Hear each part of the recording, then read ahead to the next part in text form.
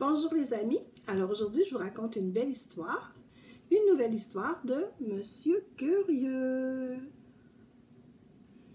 Alors Monsieur Curieux, il a un grand nez, hein? Monsieur Curieux aimait être au courant de tout.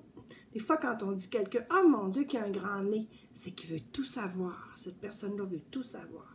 Alors Monsieur Curieux, il voulait tout savoir. Il n'arrêtait pas de fourrer son nez partout dans les affaires des autres.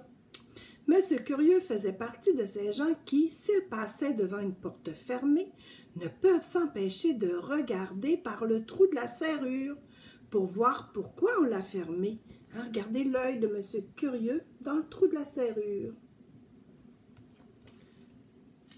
Monsieur Curieux faisait partie de ces gens qui, s'ils trouvaient une lettre cachetée, ça veut dire une lettre qui n'avait pas été ouverte, mais qui n'était pas adressée à lui, il ne peut pas s'empêcher de l'ouvrir pour la lire. Oh, ça, c'est pas vraiment gentil, hein? Monsieur Curieux, il ne faut pas lire le courrier des autres. Monsieur Curieux faisait partie de ces gens qui, dans le train, lisent toujours le journal de leurs voisins plutôt que le leur. Tu t'en doutes, Monsieur Curieux n'avait pas beaucoup d'amis. Les gens n'aimaient pas et même détestaient sa façon de se mêler de ce qui ne le regardait pas. Monsieur Curieux cessait-il pour autant de fouiner partout? Non, bien évidemment, pas du tout. Regardez, il est par la fenêtre puis regarde qu'est-ce qui se passe chez les voisins. Monsieur Curieux habitait à Bonne-Entente, dans une grande maison étroite. Les habitants de Bonne-Entente finirent par trouver que Monsieur Curieux exagérait. Ils se réunirent donc pour discuter de son cas. Voilà la maison de Monsieur Curieux. Alors, les habitants de la ville de Bonne-Entente se réunissent pour discuter du cas de Monsieur Curieux. Il faut trouver un moyen pour mettre fin à sa curiosité, dirent-ils.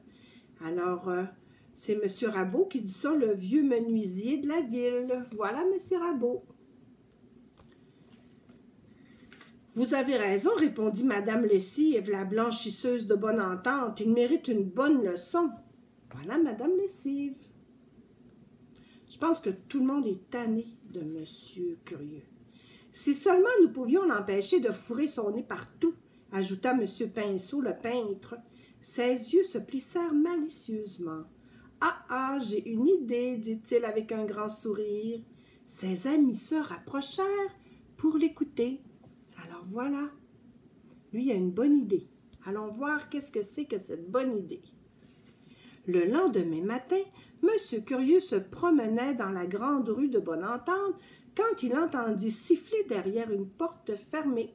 « Que se passe-t-il » se demanda Monsieur Curieux. Sur la pointe des pieds, il s'approcha de la porte, l'ouvrit tout doucement et jeta un coup d'œil. Alors voilà, Monsieur Curieux y entend siffler. Alors il s'approche pour aller vérifier qu'est-ce que c'est. Splash! Un pinceau enduit de peinture rouge s'abattit sur le bout du nez de Monsieur Curieux. « Oh, mille excuses, dit Monsieur Pinceau, qui repeignait l'intérieur de sa porte. Pauvre Monsieur Curieux! Il rentra chez lui pour enlever la peinture rouge, ce qui fut très difficile et très désagréable.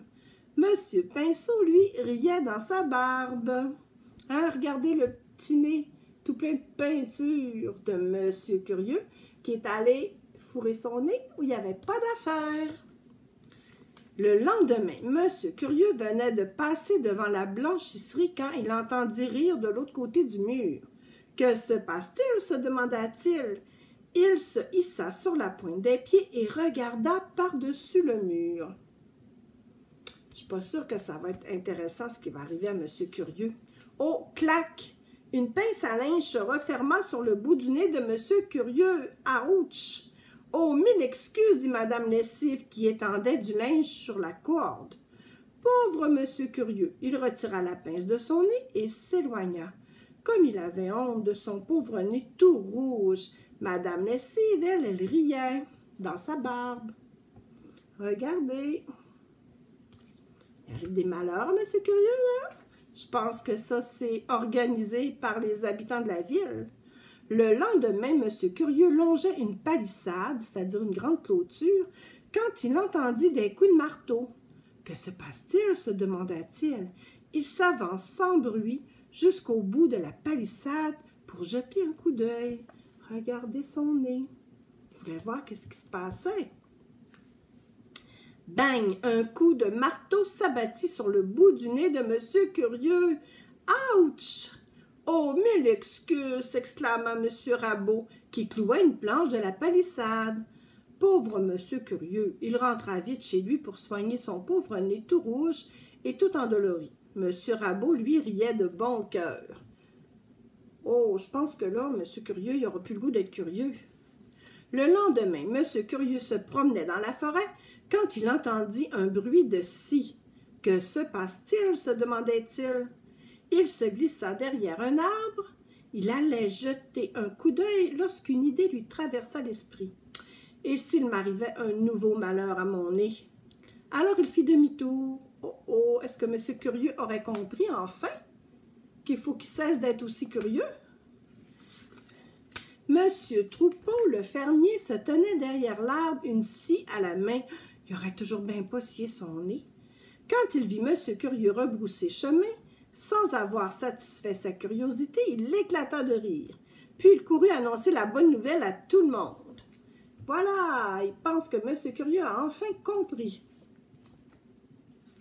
L'idée de Monsieur Pinceau était vraiment bonne.